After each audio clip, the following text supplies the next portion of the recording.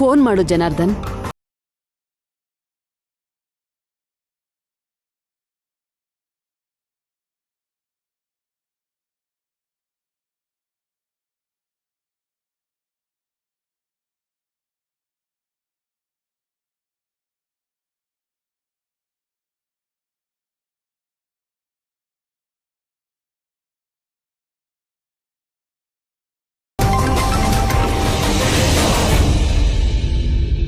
Phone ತೆಗಿತಿಲ್ಲ ಅಜ್ಜಿ.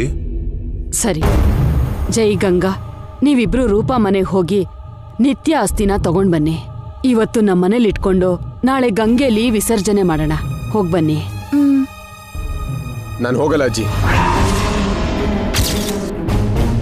ಇದು ನಿನ್ ಕರ್ತವ್ಯನಪ್ಪ. ಈ ತರದ ಕರ್ತವ್ಯ ಎಲ್ಲ ನನಗೆ ಬೇಕಾಗಿಲ್ಲ. ಅಸ್ಥಿನ ನಿಮ್ ಭುಜದ ಮೇಲೆ ಇಟ್ಕೊಂಡು ಹೊತ್ಕೊಂಡ್ ತರೋಕ್ ಹೇಳಿದ್ರಾ? ಕಾರಲ್ಲಿ ತಾನೇ ತರೋಕ್ ಹೇಳಿದ್ದೇವ್ರಿ, ಅದನ್ನು ಆಗಲ್ಲ ಅಂತೀರಲ್ಲ. ನೀನ್ ಸತ್ ಮೇಲೆ ನಿನ್ನ ಅಸ್ಥಿನೂ ನಾನು ಹೊರಲ್ಲ. ಜೈ,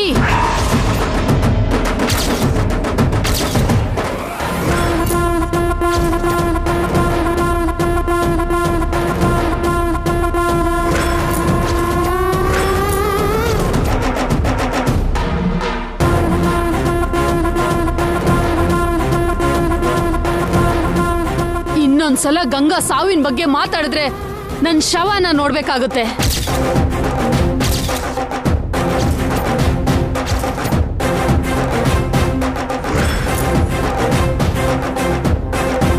ಒಬ್ರು ಸತ್ತಿದ್ ಸಾಲ್ದ, ಇನ್ನು ಎಷ್ಟ್ ಜನ ಸಾಯ್ಬೇಕು? ಇನ್ನು ಎಷ್ಟ್ ಜನರು ಸಾವು ನೋಡ್ಬೇಕು?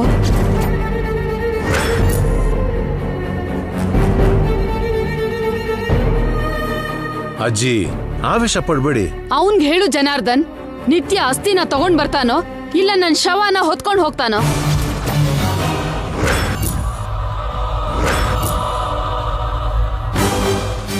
ಜೈ, ಅಜ್ಜಿನ ನೋಯಿಸ್ಬೇಡಪ್ಪ. ಗಂಗಾ ಜೊತೆ ಹೋಗಿ ನಿತ್ಯ ಅಸ್ಥಿನ ತಗೊಂಡ್ ಬಾ. ಹೋಗಪ್ಪ. ನಾಣಿ ಮೇಡಮ್, ನೀನ್ ಕೂಡ ಹೋಗು. Okay madam. ಬನ್ರಿ. ಬನ್ನಿ ಸರ್.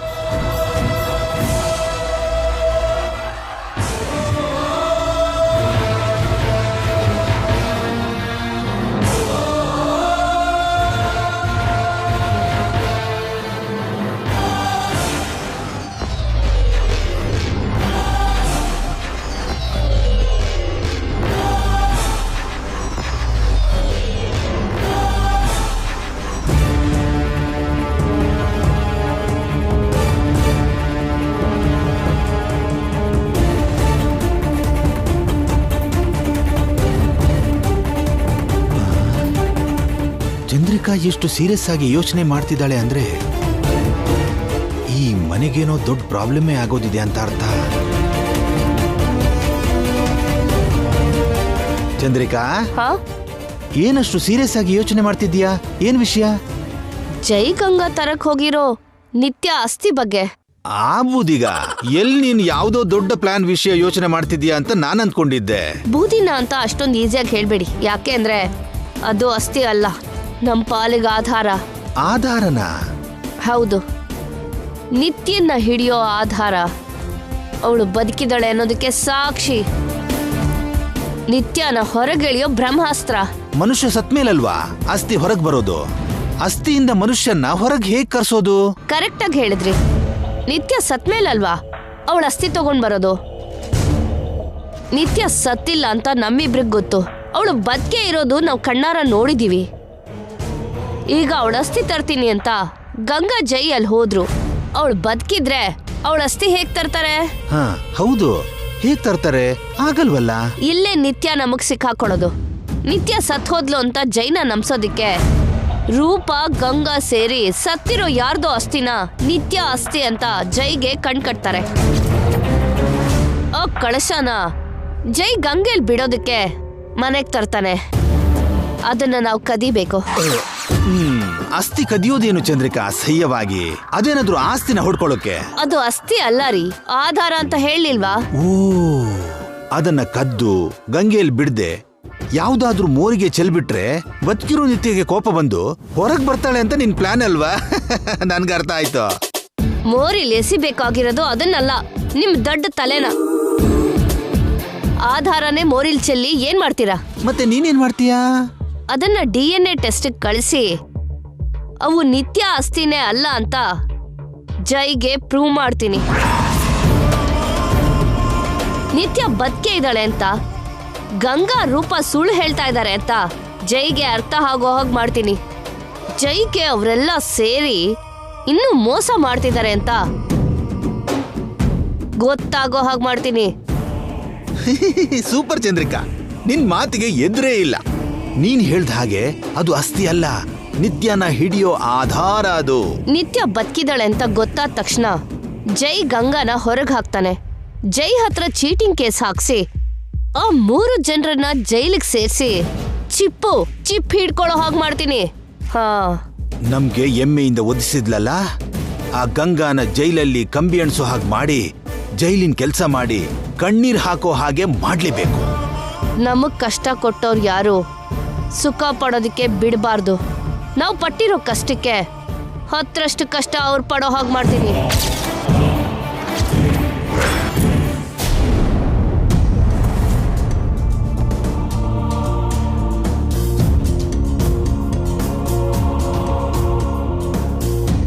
ಜನಾರ್ದನ್ ಅವ್ರು ಕಾಲ್ ಮಾಡಿದಾರಲ್ಲ.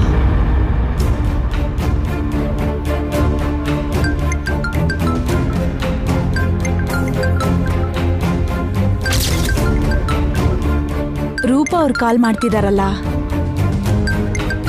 ಏನ್ರಿ, ರೂಪಾ ಅವ್ರು ಕಾಲ್ ಮಾಡ್ತಿದ್ದಾರೆ.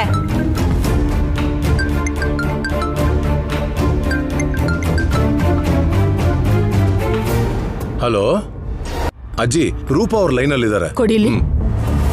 ಹಲೋ ರೂಪಾ, ಹೇಳಿ ಅಜ್ಜಿ. ನಿತ್ಯ ಪಾರ್ಥಿವ ಶರೀರನ ದಹನ ಮಾಡಿದ್ರಾ ಇಲ್ಲ ಮಣ್ಣು ಮಾಡಿದ್ರಾ?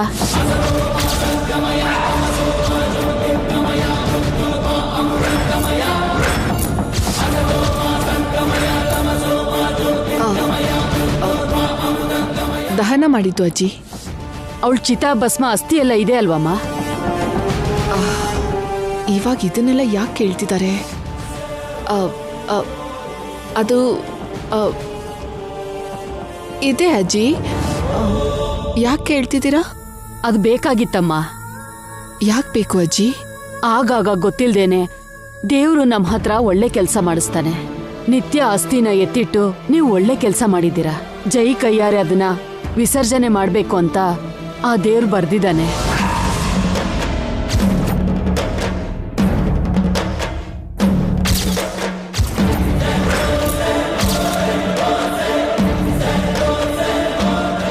ಏನ್ ಹೇಳ್ತಿದ್ದೀರಾ ಅಜ್ಜಿ?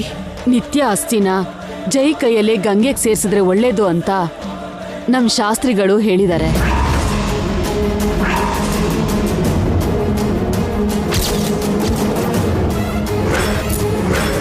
ಜೈ ಗಂಗಾ ನಿಮ್ಮನೆಗೆ ಬರ್ತಾ ಇದ್ದಾರೆ.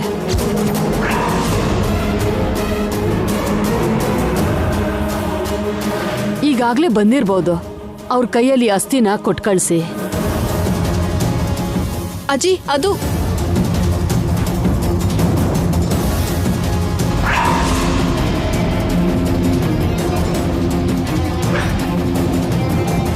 ಏನಾಗ್ತಿದೆ ಇಲ್ಲಿ? ಬದುಕಿರೋ ನನಗೆ ಪಿಂಡ ಇಡ್ತಿದ್ದೀರಾ? ನಾನು ಬದುಕಿದ್ದೀನಿ ಅಂತ ಅವ್ರಿಗೆ ಗೊತ್ತಾಗ್ಲಿ ಅಂತಾನೆ ಕೂಗ್ತಾ ಇರೋದು. ಈಗ್ಲೇ ಹೋಗಿ ಅವ್ರ ಕಣ್ ಮುಂದೆ ನಿಂತ್ಕೋತೀನಿ. ಹಾ, ನಿತ್ಯ ನಿಂತ್ಕೋ.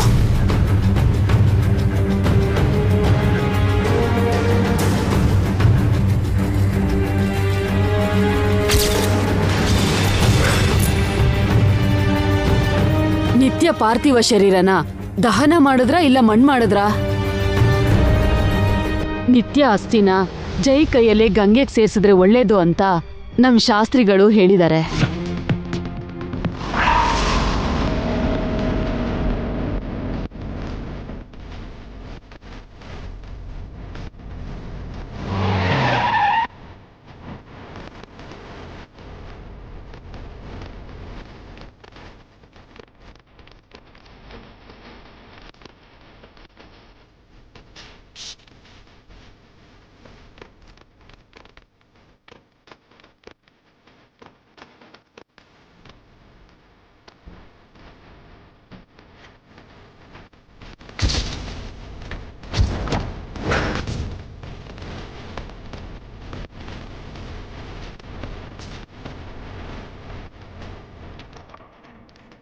ನಮಸ್ತೆ ಮೇಡಮ್.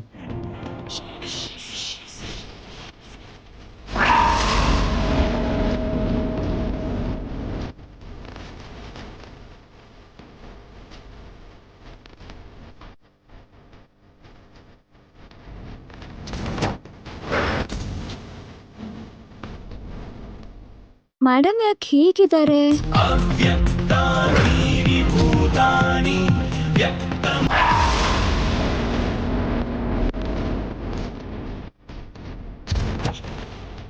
ನಮ್ಮ ಮನೆಯಿಂದ ಕಾಲ್ ಮಾಡಿದ್ರೆ ಆಂಟಿ?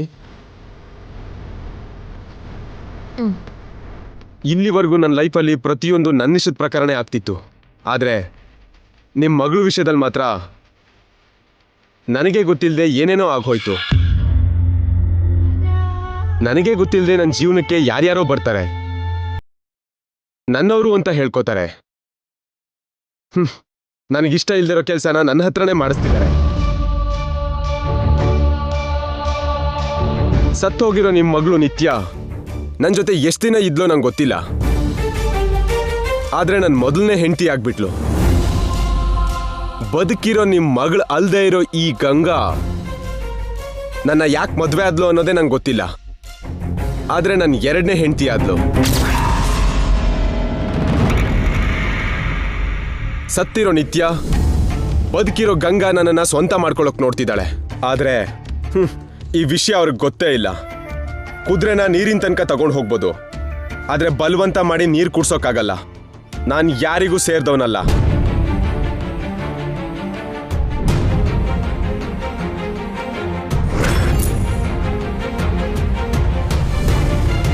ಸತ್ತೋಗಿರೋ ನಿಮ್ಮ ಮಗಳಿಗೆ ಕೋಪ ಬರಬಾರ್ದು ಅಂತ ನಮ್ಮ ಅಜ್ಜಿ ಹೇಳಿದ್ರು. ಅದಕ್ಕೆ ನನಗಿಷ್ಟ ಇಲ್ಲದೆ ಇದ್ರು ಮೊನ್ನೆ ನನ್ನ ಅಜ್ಜಿಗೋಸ್ಕರ ನಿತ್ಯನಿಗೆ ಪಿಂಡ ಇಟ್ಟಿದ್ದು. ಇವತ್ತು ಕೂಡ ನಮ್ಮ ಅಜ್ಜಿ ಹೇಳಿದ್ದಕ್ಕೆ ಮನ್ಸಿಲ್ದೇ ಇದ್ರು ನಿತ್ಯನ ಅಸ್ಥಿ ತಗೊಂಡು ಹೋಗೋದಕ್ಕೆ ಬಂದೆ. ನಾಳೆ ಅದನ್ನ ಗಂಗೆಗೆ ಸೇರಿಸ್ಬೇಕಂತೆ. ಇದೆಲ್ಲ ಮಾಡಿದ್ರೆ ನಿತ್ಯನಿಗೆ ಆತ್ಮಶಾಂತಿ ಸಿಗುತ್ತೋ ಇಲ್ವೋ ನಂಗೆ ಗೊತ್ತಿಲ್ಲ. ಬಟ್ ನನಗೆ ಮೋಸ ಮಾಡಿದವ್ರಿಗೆ ನಾನು ಸಹಾಯ ಮಾಡಬೇಕು ಅಂದರೆ ಸಮಾಧಾನ ಆಗ್ತಿಲ್ಲ ಆಂಟಿ. ಮನಸ್ಸು ಒಪ್ತಿಲ್ಲ. ಮನ್ಸನ್ನ ಕಲ್ ಮಾಡ್ಕೊಂಡು ಮಾಡ್ತಿದ್ದೀನಿ.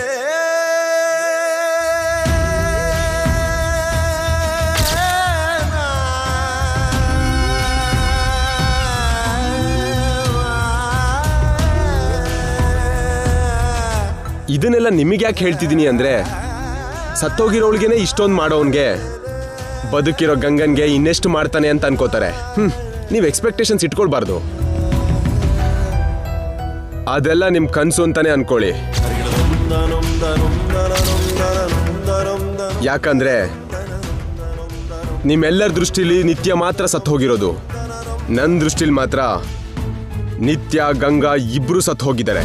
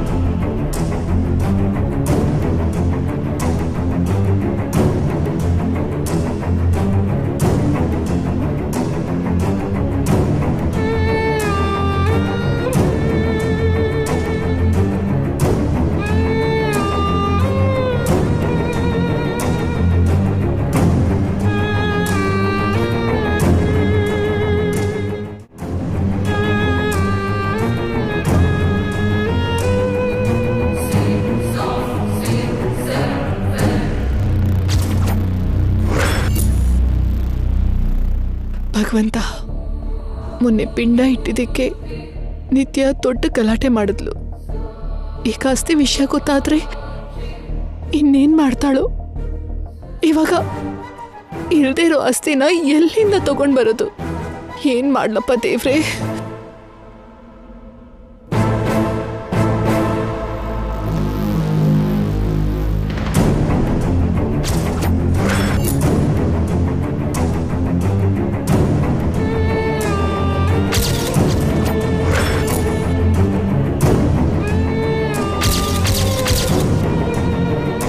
ಛೇ, ಮನೇಲಿರೋ ಅಸ್ಥಿ ತರೋದಕ್ಕೆ ಇಷ್ಟೊತ್ತು ಯಾಕೆ ನಾಣಿ?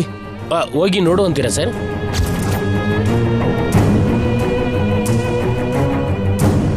ರೂಪಾ ಮೇಡಮ್ ಯಾಕೆ ಲೇಟ್ ಮಾಡ್ತಿದ್ದಾರೆ? ಅಸ್ಥಿ ಇದೆಯಾ ಇಲ್ವಾ?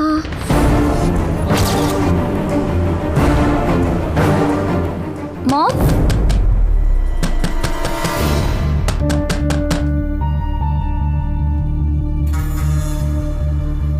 ಮಾಮ್,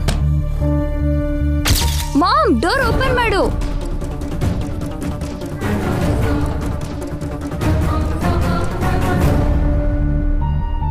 ನಿತ್ಯ,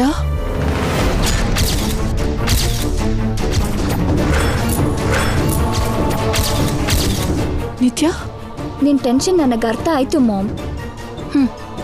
ನಿನ್ಗೆ ಹೆಲ್ಪ್ ಮಾಡೋಕ್ಕೆ ಬಂದಿದ್ದು.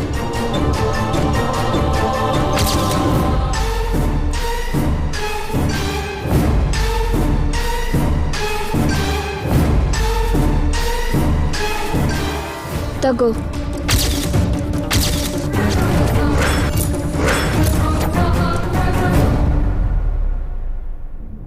ಏನಿದು?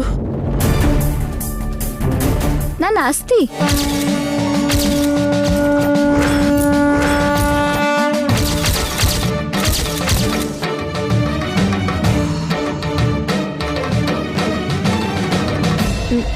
ನಿತ್ಯ, ಈ ರೀತಿ ಸಿಚುವೇಶನ್ ಬರುತ್ತೆ ಅಂತ ನಾನು ಮೊದಲೇ ಎಕ್ಸ್ಪೆಕ್ಟ್ ಮಾಡಿದ್ದೆ ಮಾಮ್.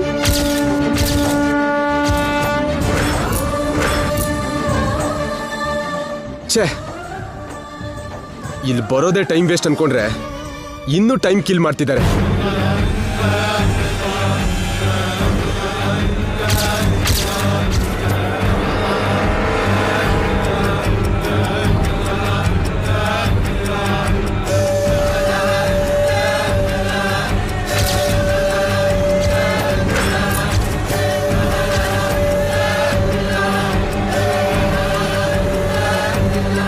ಪಿಂಡ ಇಟ್ಟವರು ಅಸ್ಥಿ ಬೇಕು ಅಂತ ಕೇಳಲ್ವಾ? ಅದಕ್ಕೆ ನನ್ನ ಜಾಗ್ರತೆಯಲ್ಲಿ ನಾನಿದ್ದೆ. ಈ ಬೂದಿ ತಗೊಂಡು ಹೋಗಿ ಅವ್ರ ಮುಖಕ್ಕೇಸಿ